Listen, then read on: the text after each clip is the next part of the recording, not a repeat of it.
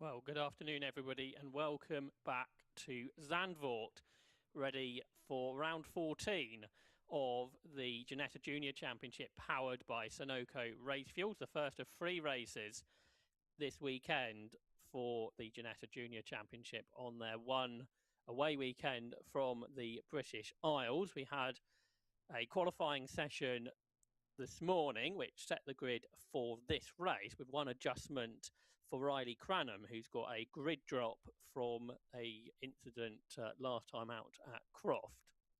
But otherwise, it is Malvin Kalustian taking his first pole position today, the 14-year-old from Sweden, head of this 20-minute race. Your commentary team for this Ginetta Junior Championship race at Zandvoort is me, Joshua Barrett, and John Munro. Good afternoon, John. Good afternoon, Joshua. Yeah, delighted to be here for the first Ginetta race of the weekend.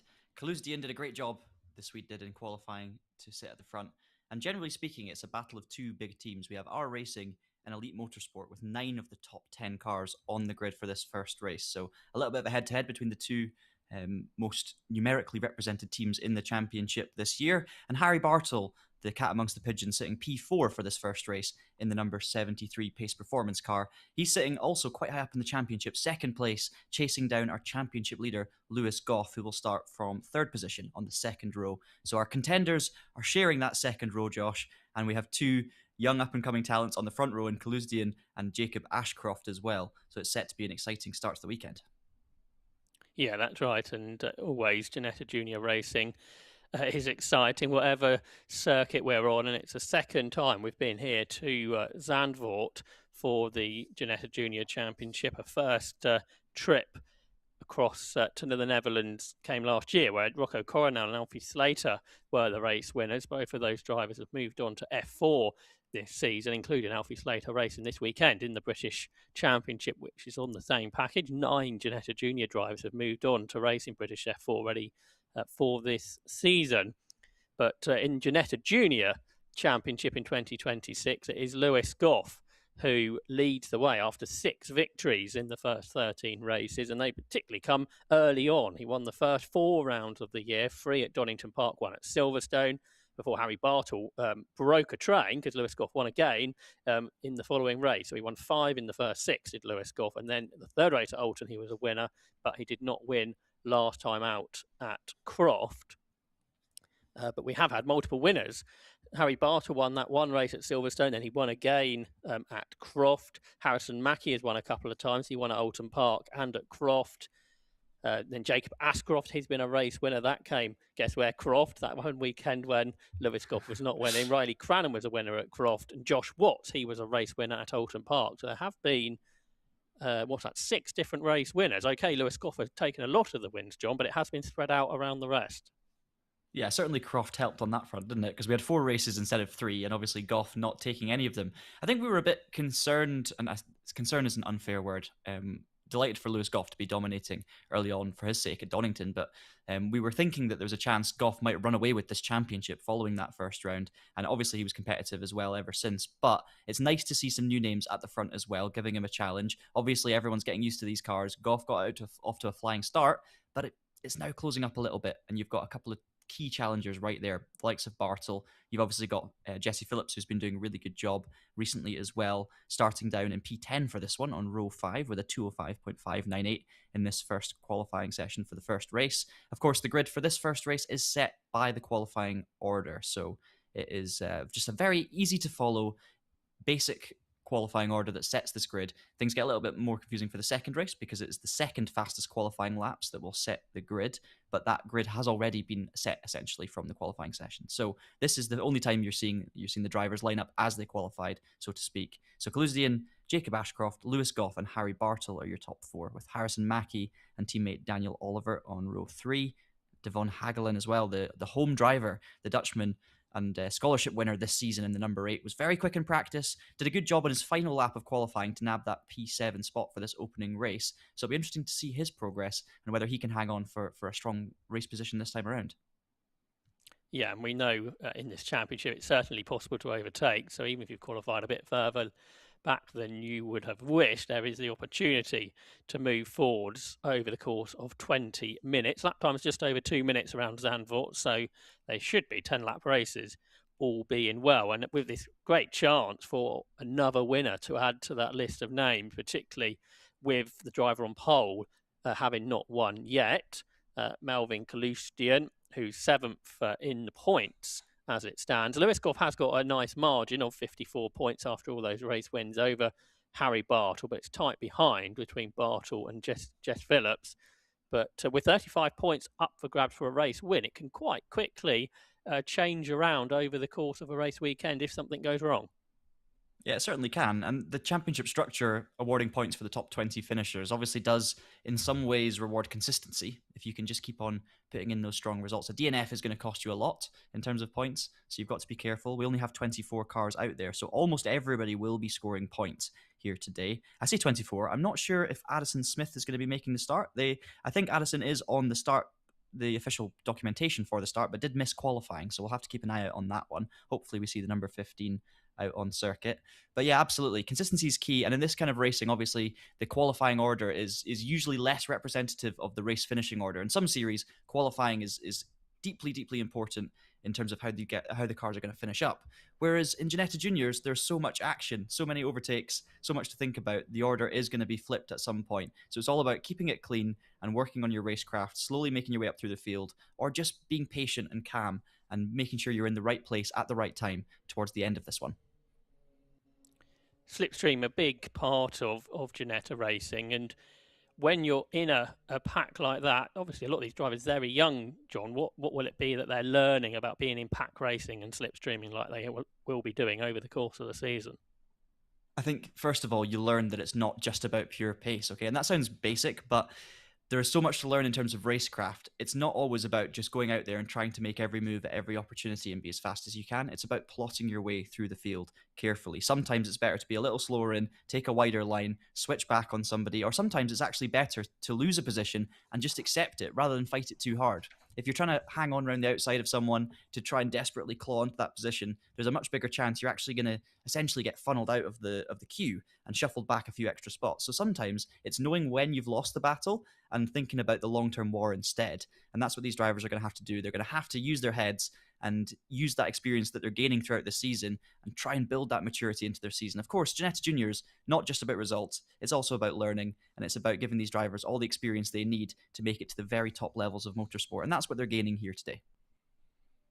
It's 20 years since the Ginetta Junior Championship began back in 2006, and the champions list is rather impressive. So many drivers are factory sports car drivers that have gone on to single-seater racing, and of course the most famous being the current Formula One world champion Lando Norris. Started his career in Ginetta Junior racing in 2014.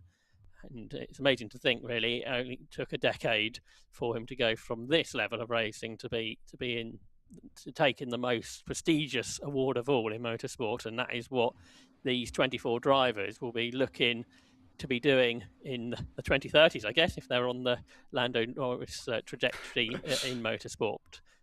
Yeah, I'm sure a lot of drivers would take a Lando Norris trajectory in motorsport. Of course, another driver graduating from Ginetta Juniors is Isaac Hadjar, who is now a Red Bull driver alongside Max Verstappen and currently getting some of his best results in his short Formula One career so far. So it's not just Lando; it's plenty of drivers, and of course you see a Red Bull backed car there on pole position. Melvin Kalusdian flying the colours of the Red Bull brand, and of course that carries a bit of weight and a bit of pressure, but it's good to see him on pole position. And he starts on pole alongside the car of Jacob Ashcroft. On row 2, it'll be Lewis Goff and Harry Bartle. And on row 3, Harrison Mackie and Daniel Oliver. Row 4 is where we find local driver Devin Hagelin having his first car race here at Zandvoort. He starts alongside Max Murray. Riley Cranham, after that penalty, starts 9th, and he will start alongside Jesse Phillips. Josh Watts is next, and he starts with Noah Young on row 6. Sebastian Luche and Henry Cameron are on row 7. Ian Daniska and Bailey Dougherty come next. Vlad Tominchik and Andrew Robinson, who ended in the gravel, start on row 9. Vicky Farfus starts 19th alongside Dominic Darling. Ethan Brass had problems towards the end of qualifying. He starts alongside Anescu Mapamulo. Then Samuel Del Gaudio and hopefully Addison Smith will complete our 24 runners. He was out in the practice sessions over the last couple of days but was unable to make qualifying this morning. All the drivers on the Ginetta Junior Championship grid are between the ages of 14 and 17. They all have junior race licenses before they will be able to move on to senior categories, and a lot of them will probably be doing that pretty quickly. We've seen that a lot in Ginetta Juniors lately. Drivers come in for 1, maybe 2 seasons before they move on to other things, and the whole cast that Ginetta put together is absolutely phenomenal. They've got a range of categories you can go from. So you go from Ginetta Juniors. If you want to continue with GT racing, there's the Ginetta GT Championship, which traditionally is alongside Ginetta Juniors, although not here this weekend. And then the British GT Championship has got many Ginetta GT4s. And there are some great prizes if you're successful in this championship to help you move up the ladder. And Ginetta have always been excellent at promoting their own talent. Yeah, they certainly have. And of course, if you end up going down a single-seater route instead, as we've seen with some former alumni, you can be in British F4, for example, by the age of 15. Then you can be moving on to something else at 16 with 2 seasons of circuit racing under your belt in tin tops and open wheelers. So it's a great place to learn, great experience at such a young age. And obviously, the racing's great for us to watch as well. So I'm sure those of you at home are very excited to see this one get underway. So the cars then lining up on the grid, ready for round 14 of the Ginetta Junior Championship as the 2026 season moving into the second half with this away weekend at the Netherlands, just a couple of weeks after Ginetta Festival at Croft Circuit, 2 very different venues to be racing on in short succession. But it's great to be here at Zandvoort just a few weeks before the Dutch Grand Prix, and a grid of hopefully 24 Ginetta G40 Evos make their way into position on this 1x1 staggered grid, with the Red Bull Junior Melvin Kalustian, the Swedish driver, there on pole position. The green flag is waved at the back, so the drivers will look to the lights. The red lights will go out, and round 14 of the championship will begin now. And it's a good start from Jacob Ashcroft on the right-hand side of the circuit, but Kalustian is able to cover him off as they head up towards Tarzan Corner. So it is the R Racing car in the Red Bull livery that leads the way ahead of Elite Motorsports' Jacob Ashcroft. Then in third position is Lewis Goff, the championship leader. And for fourth place is that Harrison Mackey's managed to get the better of Harry Bartle and move up into P4 as they head towards Hugenholt, which in the past we've seen some real dives down the inside here, but we saw it in British F4 as well this weekend. It seems that drivers are very keen to use that high, wide line where they can carry the momentum up the hill. Yeah, I think momentum in these cars is, of course, key, especially on this opening lap. I'm surprised we didn't see a few moves, but now we're seeing some moves. As you see 2 and 3 wide action through turns 4, 5, and 6. But it still continues to be Kalustian at the front, holding on just about from Jacob Ashcroft. And look at Lewis Goff, our championship leader, right up there with them. Harrison Mackey made a good start as well. It was more of a poor start from Bartle. As round the outside goes Goff. What's a move around both of our 2 leaders. And Goff goes from third to first in a corner as 4 of them plough into turn 9, all side by side. What a fantastic move from Goff. Caught everybody by surprise. Kalustian is fighting back though. He's on the inside of Goff once again. He was defending so hard a couple of corners ago from Jacob Ashcroft that Lewis Goff just drove around the outside of them, braked much later. Goff has managed to maintain the lead despite Kalustian fighting back. And you've got Ashcroft, Mackey and Bartle all going for the position heading up towards the S-bend at 11 and 12, but it is Lewis Goff who claims the lead after that phenomenal move around the outside on that first lap of the race. In second place is Kalustian, third is Ashcroft, and in fourth position is Mackey, I think, ahead of Harrison Bartle. Kalustian was the quickest driver in qualifying, obviously, but has he got the racecraft of Lewis Goff, who runs very wide up the curb, just clips a left-hand side tyre in the gravel? That might just help hold his momentum back through the arid Linodyne box and down the start and finish line up towards Tarzan Bend. Are we going to see Kalustian fight back here into turn 1 at the start of the second lap? Meanwhile, in the background, they're almost 4 abreast, but let's watch the leaders into Tarzan. No, Lewis Goff holds strong. He continues to lead. Yeah, I wasn't expecting him to be still in P1 coming through the first corner, but obviously a decent enough straight line speed. Kaluzdian happy to sit in behind the championship leader for the time being. You're right, it is Harrison Mackie up to P4. There's quite a few of those elite motorsport cars that look quite similar from a distance, but it was Mackie who made up the position on Bartel after his slightly shoddy start, let's say, but luckily only losing one position is Bartel, and he's closely followed by Hagelin, our local hero, in P6, with Riley Cranham making up some of those places that he got taken away from him following the qualifying session. We know that Cranham's got pace. He recently took a race win, of course. He did qualify 4th on pace before receiving that 5th-place grid drop. He's already back up to 7th and looking to use some of that pace, but it looks like at the moment a small breakaway for the lead too. So Goff, after that fantastic move around the outside of these corners we're looking at now, Kalustyan in close behind. Ashcroft needs to be careful here or else he's going to lose the slipstream and he's going to be dragged back into that fight with Mackie and Bartel for P3. Yeah, it'll be interesting to see here now if the top two work together, Kalustyan and Goff. They are teammates that are racing to pull away from the pack, or whether they start to fight and bring in some of those elite motorsport cars, for example, who are directly behind. I can tell you Addison Smith did start the race, the non-qualifier this morning, and is already making progress up into the top 20. So we'll look out how high he can get over the course of this 20-minute race. But into the chicane they go again, and Lewis Goff hanging on but not able to pull away. You rarely are in Ginetta Junior Racing. Then Kalustyan in second place. Gap back to Jacob Ashcroft, Harrison Mackie, Harry Bartel. There's a moment behind. One of the R Racing cars got very sideways, and he has lost several positions on the way down into 12. But a big slide, perhaps a little bit wide there. John maybe touched the gravel, got sideways and lost positions. Yeah, I'm not entirely sure. I think it was Max Murray who originally got forced out a little bit wide, got on the gravel and got a bit sideways, and then his teammate Jesse Phillips came along and also lost the back end trying to avoid it, but thankfully the two of them have gotten away. I do think it was those two, but I'm not entirely sure, as Kaluzdian looks to the inside a little bit from Goff, but not able to do anything on this occasion. Ashcroft also holding on to third from Harrison Mackie. Just want to go back to that first lap from Goff. Something you learn through years of motorsport is to try and be confident on that first lap. You spend a lot of the time on the opening lap making sure your tyres are warm and making sure you don't run into the cars around you, but once you get that confidence, and if you tell yourself, I know I'm going to have the grip, I'm going to brake exactly where I would on a normal racing lap, and you maybe go for a wider line trying to avoid the train on the inside, you can really make up good ground. And Goff's essentially applied that right at the front of this field. So he went in there in P3, he knew that if he went for a wide line under braking, he can commit on the brakes, and he took 2 places from the slightly too cautious Kaluzdian and Ashcroft, who were obviously battling on the inside and trying not to make contact. So really wise beyond his ears there, Lewis Goff, and proving exactly why he is the talent he is and why he's leading this championship. Yeah, absolutely. A driver I think continue to look out for is Riley Cranham. He's got himself ahead of Devon Hagelin up into 6th, but now he's challenging, he's diving up the inside of the car of Harry Bartel there, and a place gained, I think, for Riley Cranham. So he's into the top 5, although run a little wide.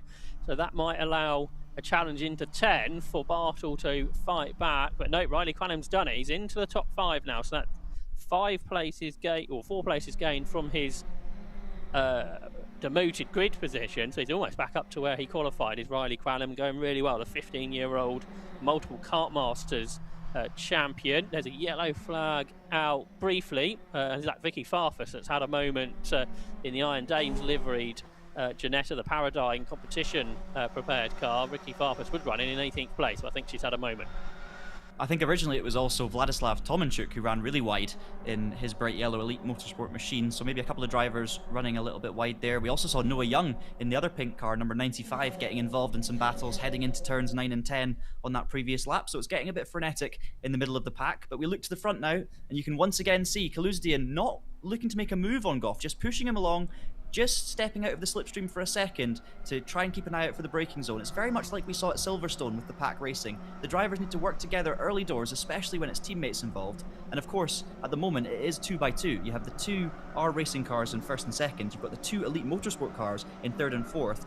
Don't be put off by the fact that they have different liveries. These are 2 sets of teammates, and you can see them both working together. So it's like a race within a race at the moment. Basically, the second pack needs to work together to catch the first pack, and then we'll have a 4-car scrap. If not, it'll just be down to Goff and Kaluzdian, and they want to leave that as late as possible to ensure that if they do battle, they don't drop back any further than 2nd.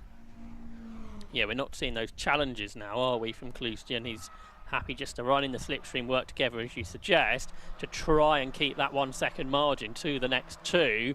Ashcroft and Mackie were about a tenth quicker on the previous lap, so let's see if they can make that work for another lap around this Zandvoort circuit and get a bit closer and a bit closer and then challenge right at the end. But Riley Cranham is going after them now. He's up into 5th place. He was quicker than anyone else through Sector 1 on that particular lap. So Riley Cranham in 5th position at the start of the race, really.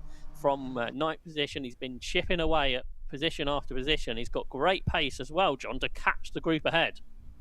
Certainly does. He's got the bit between his teeth, maybe frustrated after that grid penalty and determined to get back to where he rightfully should be in P4 after qualifying. So it's been a great charge so far from Riley, great confidence, and of course he'll be desperate to catch up with these lead two because you can see his two teammates out in front just slowly gapping, as is a bit of a mistake there actually from Kaluzdian, runs a little wide coming out of the chicane, which is going to help the 3 cars now, you could say, in chase. And yeah, absolutely, look at Cranham closing in that gap on Mackie and Ashcroft. He won't have as big a slipstream as Mackie, he won't be getting towed along quite as quickly, but now actually all of the cars are sort of condensing together. Kaluzdian's mistake has actually dragged him back towards Ashcroft and Mackie, so before you know it, we could see 5 cars in the mix here. Yeah, he made a secondary mistake through 13 and again just dipped a wheel into the gravel, and that held his momentum back all the way through Harry Lyondike and up towards Tarzan Corner, and Elite Motorsport will go through. At least Jacob Ashcroft gets second. Harrison Mackie, he's going to have a good go at getting both of them as they go out of Tarzan Corner. He's at least past Galustian, who's down to 4th. Is he going to get his teammate here as well? No. He's up 3rd though, has Harrison Mackie. So Lewis Goff now leads, but he's by himself with a train of 4 going after him. Ashcroft, Mackie, Cranham. 5th, I think Cranham just hit the wall on the outside. I think Cranham's just hit the wall. Yep, we saw it just in the corner of the shot there. Cranham lost the rear on the exit of Hugenholtz, and he's into the Armco and he's stopped. So that's going to be a disaster for the man who was charging through the field. Yeah, I was just saying he joined that group and he's immediately gone off. So a shame for Riley Cranham. There you can see the car on the right-hand side of the circuit up against the Armco barrier. And yellow flags at turn 3. We'll see if that is upgraded or not. 10.5 minutes on the clock. Lewis Goff has got this extended lead after a couple of mistakes from Melvin Kalustian and then having to battle away with Ashcroft and Mackie, who are both ahead of him now. Obviously a new 5th place car, which is Harry Bartle, who doesn't seem to have the outright pace here at Zandvoort that we've seen from Harry at previous rounds. One of the more experienced drivers in Ginetta Juniors. He is battling with Devin Hageland, the Dutch racer. There they are, absolutely together. And then a gap back to Daniel Oliver, who is up next. Side by side, big dive up the inside there into the chicane, and through has gone Harrison Mackie, and just before the safety car is deployed. That was perfect timing for Harrison. Just managed to get that done, didn't he, before we saw the boards, assuming that those boards weren't out as he entered the corner. I think I saw it on my timing screens literally the second after Mackie makes his way up to P2. Safety car boards and flags are out. So yeah, good opportunistic stuff from Mackie, who goes from 4th to 2nd in a relatively short space of time. I was just going to say this is all going to suit Goff because he's able to drive away as there's a 3-car battle for P2, and straight away the safety car neutralises it. Hopefully Cranham's okay. I think we saw a thumbs up from the marshal, but it was actually quite a nasty little impact there, I think, for Cranham. He seemed to lose the rear on the exit, and it kind of pitched him quite quickly into the Armco, where the car bounced off and stopped quite quickly. So not a very pleasant one, I'm sure, for Riley Cranham, but seems to be all okay, and we go under safety car for the time being. So everyone has a chance to take a breather, and we can go again. But what a frenetic start to this race. It's been fantastic viewing. Absolutely, and we don't really expect any different from these youngsters. How you're describing it, because I didn't quite see it, that a strange incident at that part of the lap for something like that to happen. I know the cars were running really wide over the curb, weren't they, on the racing line they're using. I wonder if that's what caught Riley Cranham out. And obviously he was going really strongly honest, Josh, before that. I think he's just lost. I think he's lit up the rears on those. See that white line on the outside of Hugenholtz? I think what's happened is he's put the power down on these road tyres. And obviously in Ginetta Juniors, it's all about getting on the power early, carrying that speed. I think what's happened is he's put the power down. He's just spun up the rear slightly, and because of the angle of the banking, you're trying to fight the steering wheel, fight the rear end of the car all the way out of the corner to carry that momentum, and it's just gripped up at the wrong moment and snapped to the right. That's what I believe has happened. We'll have to see a replay to confirm it. But as I say, because the Armco's quite close to the outside there, once you have that snap and it grips up, if your hands aren't quite in the right place on the steering wheel, it's very quick for you to actually head towards that Armco and have an impact. So really unfortunate though, regardless of what's happened there, because even if it was a mistake at the end of the day for Cranham, he was absolutely charging through the field. Super impressive at the start of this one, and he will be gutted. And dealing with a banked corner like that is quite new to a lot of these drivers. I guess you've got the Shell hairpin at Alton Park that is a banked corner, but a very different speed and trajectory you take through there compared to what we have here at Zandvoort. Yeah, for sure. And every single banked corner has a completely different character to it. And I know that a lot of people talk about the Arie Luyendyk bocht as the heavily banked, impressive corner here at Zandvoort. But the reality is that corner is very easily taken flat out. It's Hugenholtz that really causes the challenge. And it's only been a recent change to the circuit, a relatively recent change to the circuit, of course, adding that degree of banking on Hugenholtz and, of course, Arie Luyendyk bocht. It was done in time for the Grand Prix to return here. But it has made a big difference to the character of the circuit. And it's not often you see European circuit racing venues where there are multiple lines you can take through the corners. I must say, though, over the years, and what we've seen in evidence today, that outside line at Hugenholtz definitely seems to be the preferred line, with barely anyone even trying the inside line, which I was a bit surprised about, given the opportunity there for an overtake. Maybe these Ginettas just don't quite have the power to pull out of the corner if you're on the inside, and maybe it just loses you too much momentum. Yeah, and it's a long, flat-out stretch from that point, isn't it, till you break again. You go through 4, 5 and 6, but I don't think you'll be slowing down through there in a car like this. So I think you're right there. It's the momentum that is important, and therefore taking that wide line. Although you feel vulnerable turning into the corner, if everyone else is doing the same, you should be okay. And if you're not, you've got this overspeed coming out of the corner against your competitor. So 6 minutes on the clock. We're doing another lap behind the safety car, so I think hopefully we go green at the end of this lap, but after that it's going to be probably a 2-lap sprint to the end, John. Yep, something like that. It's just over 2 minutes for a lap, and these guys are only just heading through turn 2 now under safety car conditions, so maximum, I would say, of 2 laps to go in this one, which means it's going to be an exciting shootout. I mean, the first 2 laps were incredibly exciting, so hopefully more of the same. You've got Goff, Mackie, Ashcroft. So Goff no longer has his teammate behind him. Kaluzdian all the way down in 4th. So it's now R Racing, Elite Motorsport, R Racing. So that's great. A lovely double-decker Elite Motorsport sandwich with R Racing bread. Just what we want to see. And Bartel, of course, as I mentioned at the start, the only man out with those 2 teams to put it in the top 10 in qualifying. Sitting P5, I agree with you though, Joshua, it doesn't seem to have the pace in this race to really challenge that front group. So it might just be a case of hanging on for him, and he will have to hang on because Hagelin will be desperate to try and break into the top 5 for his home race. The scholarship winners had a good weekend so far, and in terms of results so far for Hagelin, I don't know if he's actually had a top 5 this season. I think 7th might just be his best result so far this season. I can't quite confirm that, but either way, sorry, I'm looking. No, that's not true. Sorry, ignore me. Yeah, but he hasn't had too many podiums. Yeah, there you go. But yeah, absolutely, he's looking for his first podium, is Hagelin. So we'll see what he can get out of. Hopefully, a restart to this race. Safety car lights are still on now. So I think about the next corner. If they're going to go out, they will go out, and it's a long run once you accelerate to Tarzan. So Lewis Goff will be giving away the slipstream all the way. So it is not a happy place to be leading the race on a restart here. I wouldn't imagine. Yeah, the lights must be out because Lewis Goff now is controlling the pace through the S-bend, through 11 and 12, and Lewis Goff crawls his way through the corner. When is he going to accelerate? Not yet. I Tricky, think, isn't it? is the answer to that one.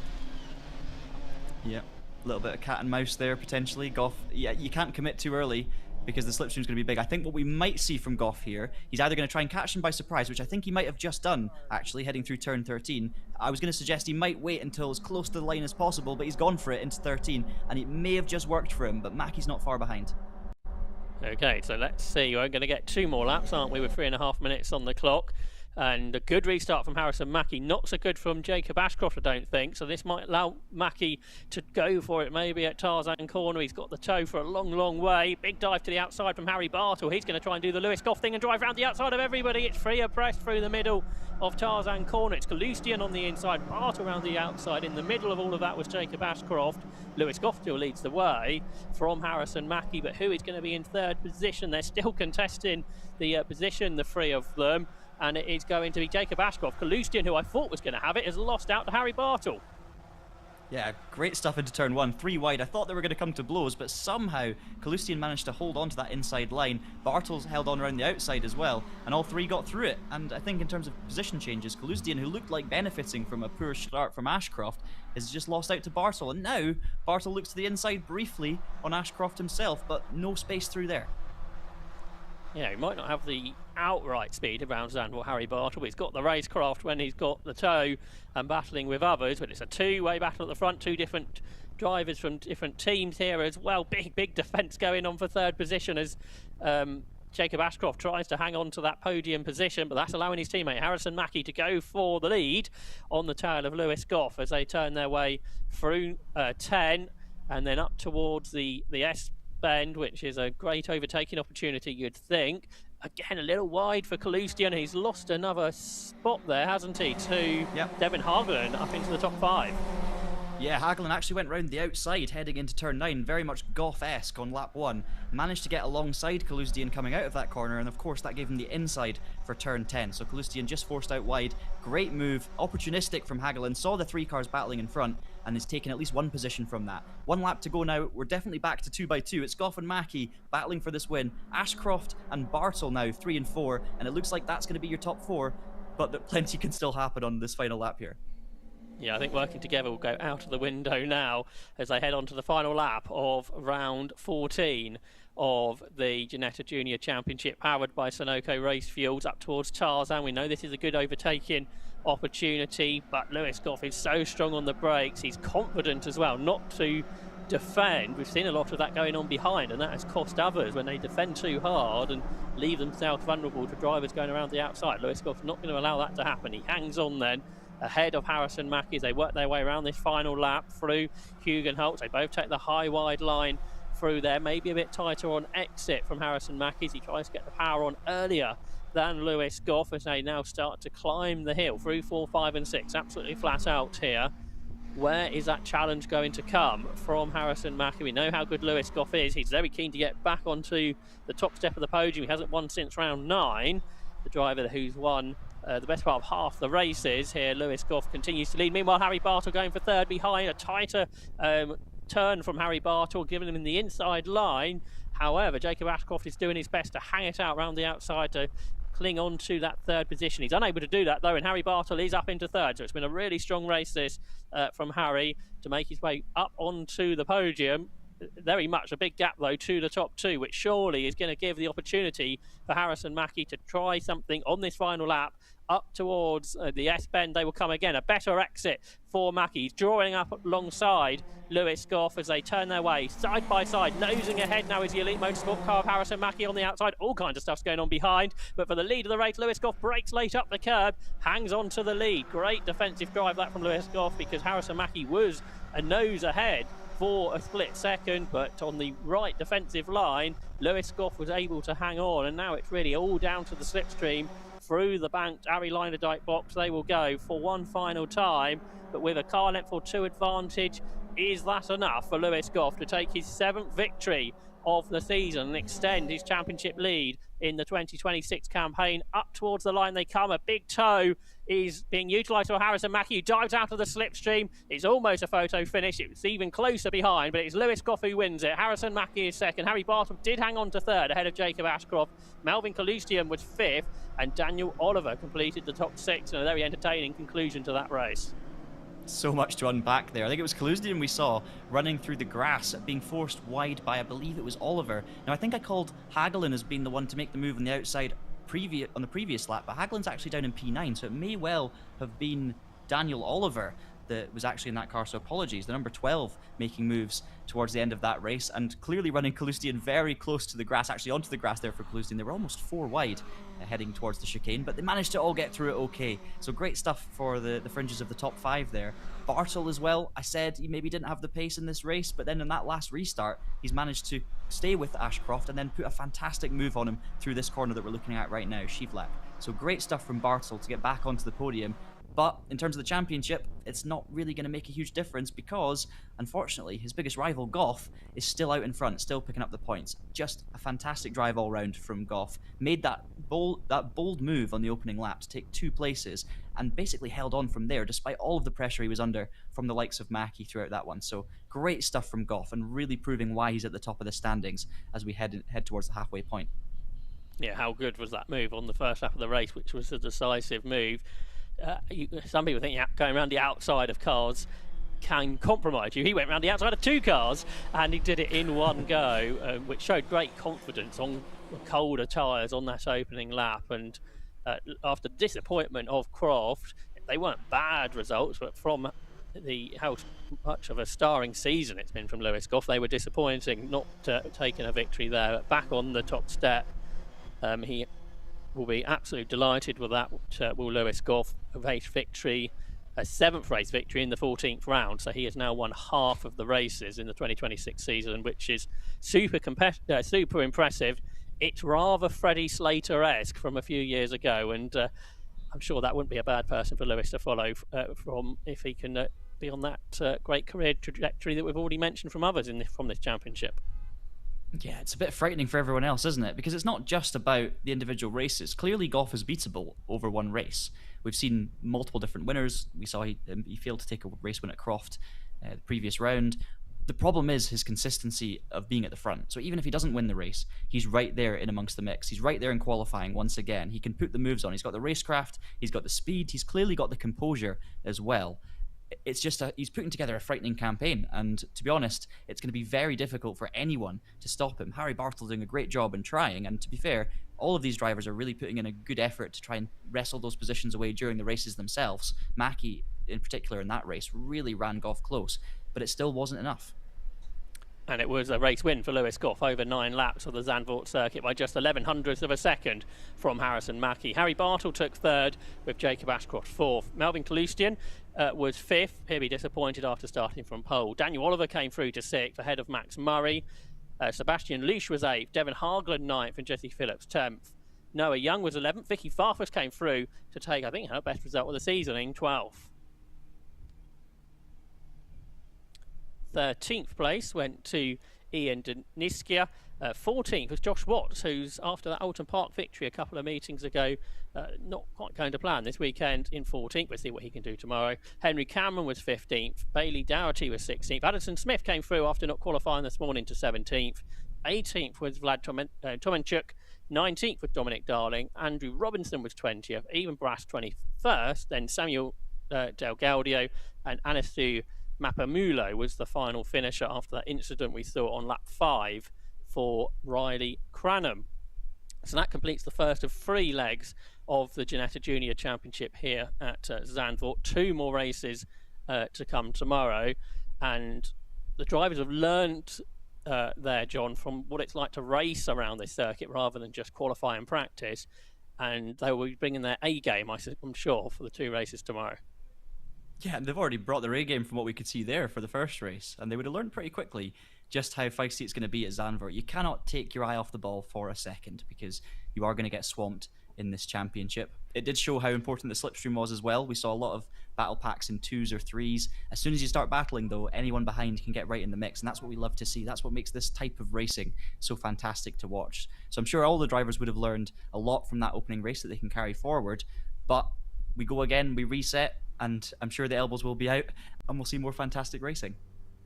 We have a race tomorrow morning and a race tomorrow afternoon, both 20 minutes in length. Local time tomorrow morning's race is 10:15, and tomorrow afternoon's race is 10 to 3. At least that's on the schedule. You may have noticed today things ran a little bit later than was hoped, so keep an eye on Ginetta social media, as well as the GT World YouTube page for the live streams, and if those times may be adjusted a fraction, but very much looking forward to those 2 races because it's going to be much more of the same on this gloriously sunny Zandvoort circuit. What a time to be by the coast. Yeah, beautiful. And as I said earlier, it's a nice day to be on the beach, but I'd rather be at Zandvoort watching this action. And yeah, it's turning into a lovely weekend. So hopefully more of the same tomorrow. There's so many other cool series that are running at the same time this weekend as well, if you're actually at the circuit. So some great sights and sounds to be seen. But Ginetta Juniors always provide some of the most exciting racing action to watch. And that's what we want to see. We want to see overtakes. We want to see heavy defensive maneuvers. And look how close a finish we got there. Just 1/10 of a second between Lewis Goff and Harrison Mackie over the line. And only, well, less than a tenth of a second between Bartle and Ashcroft for P3. It's that sort of racing that is exactly why we love Ginetta Juniors. And we will see many of these names in the upper echelons of motorsport going forward, whether that's the single-seater ladder, Ginetta's, national racing, or even world sports cars and endurance racing as well. Plenty of these drivers aspire towards endurance racing too. So it's great to see. I love the enthusiasm, love the way they're racing, and yeah, let's get ready to do it all again. Yeah, you learned so much about racecraft in Ginetta Juniors. It has been described before as sort of the modern version of Formula Ford 1600, like what Formula Ford was like in the 70s and 80s, where it would be all about jostling in the pack, just like we have in Ginetta's.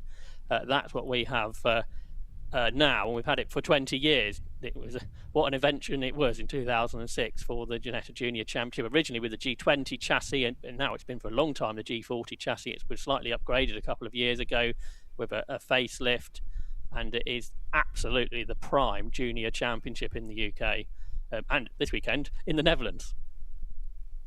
Yeah, certainly is. And obviously, this is the only way round for both this championship, Ginetta Juniors, and of course the British F4 Championship as well. And it's a good experience, I think, going away and traveling and racing somewhere else anyway. I know not all the drivers are British. We have a huge eclectic mix of nationalities involved in these series, but to be racing in the UK every week, it's really refreshing to go somewhere else, experience some different culture, experience a different way of an event running, and it's even just, you know, getting yourself prepared for different scenarios in terms of timings and where everything is and dealing with language differences and all of this stuff. So it's a good experience, not just on track, but also a good life experience, and it's going to really help you in your racing career going forward, because of course many of these drivers, as I say, will want to make a move towards international motorsport going forward. So yeah, I love to see these away rounds as well. It's an interesting point you make about the international drivers that we have in the Ginetta Junior Championship, because that's really been a new feature over the last year or two, and I'm sure we're going to see that again in the future. But that concludes day one here at Zandvoort, and we look forward to speaking to you again tomorrow for the next two rounds of the Ginetta Junior Championship, powered by Sunoco Race Fuels.